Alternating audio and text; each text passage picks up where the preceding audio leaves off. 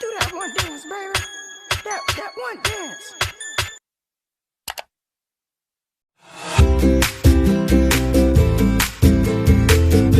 Di sini saya akan menjelaskan valuta asing. Salah satu cara berkembang yaitu mengembangkan aset seperti berinvestasi. Investasi ini sangat penting bagi setiap orang, terutama pebisnis atau investor. Investasi di bursa valuta asing melibatkan nilai kurs mata uang antar negara dan sistem perdagangan yang sedikit berbeda dengan bursa saham. Valuta asing sendiri merupakan mata uang yang dikeluarkan sebagai alat pembayaran yang sah. Valuta asing merupakan sebuah alat pembayaran yang sering digunakan transaksi perdagangan internasional. Tidak semua mata uang asing dapat digunakan sebagai alat transaksi perdagangan internasional, tetapi harus melakukan penukaran terlebih dahulu dengan mata uang yang berlaku secara internasional. Yang pertama, kurs valuta asing. Harga suatu mata uang asing jika dipertukarkan dengan mata uang lainnya. Yang kedua, return, mata uang yang nilainya kuat terhadap mata uang lain. Contohnya, mata uang dari negara-negara maju seperti dolar dari negara Amerika. Dan yang terakhir, sovereignty, mata uang yang nilainya lemah dan jarang digunakan sebagai alat pembayaran transaksi perdagangan internasional. Contohnya, rupiah dari negara Indonesia, kyat dari Myanmar, dan kina dari Papua Nugini. Selanjutnya, fungsi valuta asing. Valuta asing sebagai alat tukar internasional. Uang merupakan alat tukar yang dilakukan sebagai alat untuk pertukaran barang. Selanjutnya, alat pengendalian kurs. Kurs mata uang suatu negara seringkali mengalami pengelolaan. Contohnya, dengan adanya pertukaran kurs rupiah ke dolar, maka dapat diketahui apakah nilai tukar rupiah semakin naik atau semakin turun. Fungsi valuta asing lainnya seperti alat memperlancar perdagangan internasional. Dengan adanya valuta asing membuat seluruh negara dapat lebih mudah melakukan transaksi jual beli tanpa terkendala masalah mata uang. Dan yang terakhir sebagai alat pembayaran internasional. Valuta asing mempunyai fungsi sebagai alat pembayaran internasional pada utang piutang dari suatu negara ke negara.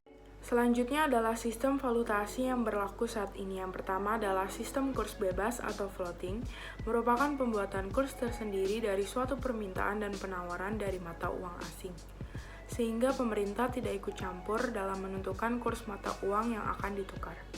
Yang kedua adalah sistem kurs tetap, adanya campuran tangan dari pemerintah negara. Sistem kurs ini juga ditetapkan oleh bank sentral yang secara aktif terlibat dalam transaksi falas, sehingga ketika ingin menukar uang di bank satu dengan bank yang lainnya, maka kursnya sama. Dan yang ketiga adalah sistem kurs terkendali.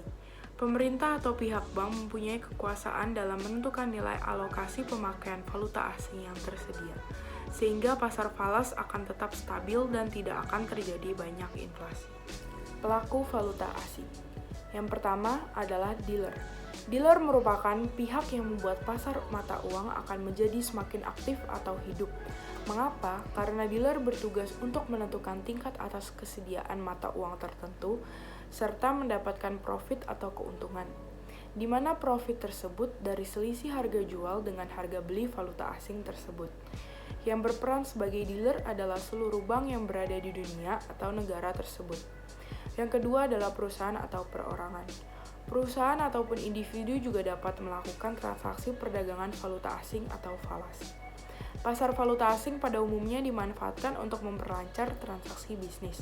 Contohnya eksportir, importir, investor internasional, perusahaan multinasional, dan lain-lain. Dan yang ketiga adalah spekulan dan arbitrator. Orang yang mengeksploitasi perbedaan kurs antar falas. Peran spekulan dan arbitrator didorong oleh motif mengejar keuntungan. Mereka mendapatkan laba dari fluktuasi drastis yang terjadi di pasar falas. Yang keempat adalah bank sentral. Bank sentral melakukan jual beli valuta asing untuk menstabilkan nilai tukar mata uangnya atau biasa disebut dengan kegiatan intervensi. Yang kelima adalah pialang. Sebagai perantara yang mempertemukan penawaran dan permintaan terhadap mata uang tertentu. Secara tidak langsung, pialang memiliki akses langsung dengan dealer dan bank di seluruh dunia. Dan yang terakhir adalah pemerintah. Pemerintah juga ikut serta untuk mencari keuntungan sebesar-besarnya agar menambah pendapatan nasional atau GNP, yang dapat digunakan untuk membayar hutang luar negeri serta segala kebutuhan di negaranya, dan dapat ditukarkan dalam mata uang negara tersebut. Kelebihan pasar valuta asing. Yang pertama, transaksinya dapat dijalankan dalam waktu 24 jam. Yang kedua, harga jual yang stabil terhadap masing-masing mata uang yang ada, atau tidak terjadi penurunan drastis secara tiba-tiba. Yang ketiga, transaksi rendah biaya. Yang keempat, kenaikan maupun penurunan harga atas mata uang bisa dijadikan keuntungan apabila pintar mengambil kesempatan. Yang kelima, daya beli investor melebihi jumlah modal yang ada. Kekurangan pasar valuta asing. Yang pertama, risiko kurs pertukaran tidak pasti dan sulit memprediksi. Yang kedua, sangat sulit dijalankan oleh masyarakat golongan menengah ke bawah. Yang ketiga, asal negara menjadi pengaruh sukses tidaknya, sebab terdapat risiko yang muncul dari campur tangan pemerintah terhadap mata uang yang diperdagangkan. Jenis-jenis valuta asing. Valuta asing berdasarkan jenisnya yaitu valuta asing fisik yang merupakan uang asing dalam pengertian sebenarnya baik yang berupa logam atau kertas. Yang kedua, valuta asing non-fisik, uang asing yang berupa uang giral dan surat-surat berharga lainnya. Selanjutnya, valuta asing berdasarkan bentuknya. Yang pertama, mata uang asing, misalnya Indonesia rupiah. Yang kedua, saldo kredit, yaitu saldo kredit bank devisa pada suatu negara. Yang ketiga, surat wesel luar negeri, yaitu surat wesel kegiatan ekspor-impor. Yang terakhir, hak penerimaan pembayaran, bentuknya berbeda-beda di suatu negara.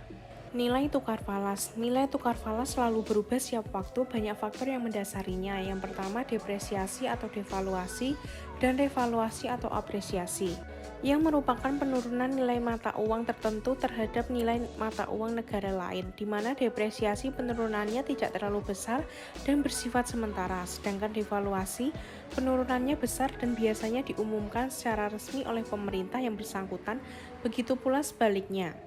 Nilai nominal dan nilai intrinsik mata uang. Nilai yang tertera pada mata uang disebut nilai nominal, sedangkan nilai intrinsik adalah nilai yang ada di dalam mata uang itu sendiri. Misalnya bahan yang digunakan untuk membuat mata uang tersebut. Neraca pembayaran merupakan laporan keuangan dari suatu negara yang menggambarkan aliran kas masuk dan keluar dari atau ke negara lain selama periode 1 tahun. Dalam hal transaksinya, BOP ini dapat dibedakan menjadi 2 transaksi. Yang pertama, transaksi kredit, yang menimbulkan kewajiban untuk membayar, misalnya transaksi impor. Yang kedua, transaksi debit, yang menimbulkan arus uang masuk atau hak penerimaan uang, misalnya transaksi ekspor. Cadangan devisa merupakan total dana dari suatu negara, baik itu berupa uang, aset likuid, atau fasilitas lainnya dalam bentuk mata uang asing yang dimiliki oleh bank sentral suatu negara. Tingkat inflasi merupakan tingkat kenaikan harga barang konsumsi yang terjadi pada kurun waktu tertentu, biasanya dinyatakan dalam persen per tahun. Suku bunga yang berlaku di suatu negara sebelum dikurangi tingkat inflasi.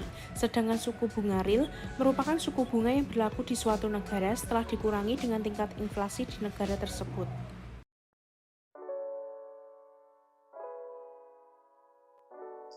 Untuk pertanyaan pertama, bagaimana sistem perhitungan kurs jual dan beli valuta asing? Contohnya 3 mahasiswa Ubaya, Ani, Budi, dan Tony akan belajar di luar negeri pada bulan Agustus mendatang. Ani di Dartmouth College New York, Budi di National University of Singapore, dan Tony di The University of Sydney. Meskipun Ani, Budi, dan Tony akan belajar di negara yang bermata uang dolar, namun kurs valuta asing di negara yang berbeda tersebut memiliki nilai yang berbeda pula. Jika Ani memiliki uang 50 juta, maka berapakah jumlah uang saku yang diterima Ani dalam nilai US dollar? Maka kita dapat lihat kurs beli per tanggal 19 Mei 2021 14.228 dan kurs jual 14.371.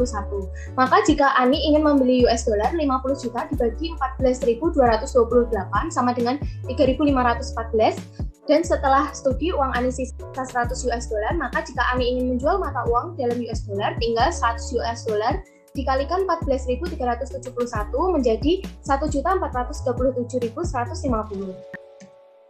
Jika Budi memiliki uang 50 juta, maka berapakah jumlah uang saku yang akan diterima Budi dalam nilai Singapura dolar? Maka kita dapat lihat kurs beli per tanggal 19 Mei 10.701 dan kurs jual 10.812.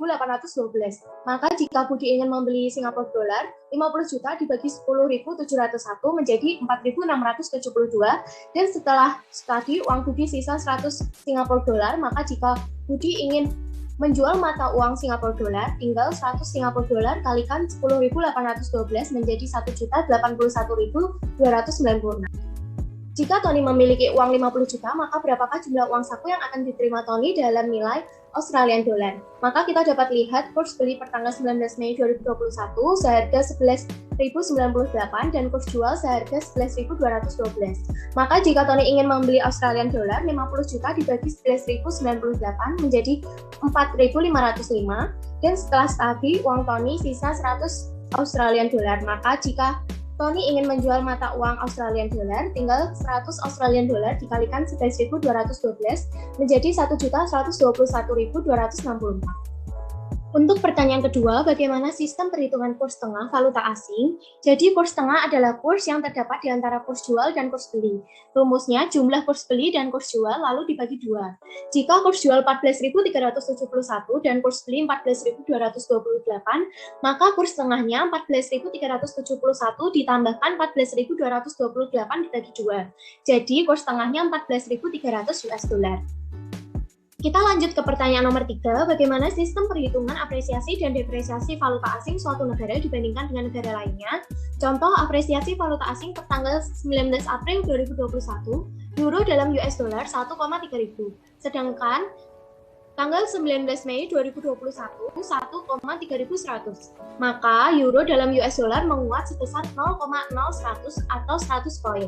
Artinya euro terapresiasi terhadap dolar Amerika atau dolar Amerika terdepresiasi terhadap euro. Sedangkan contoh depresiasi valuta asing per tanggal 19 April 2021, euro dalam US dollar 1,3100.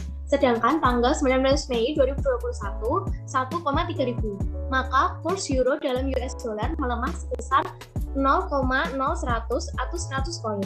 Artinya nilai euro turun atau lebih murah dan dolar Amerika naik atau lebih mahal. Jadi jumlah dolar Amerika yang diperlukan untuk membeli euro menjadi lebih sedikit.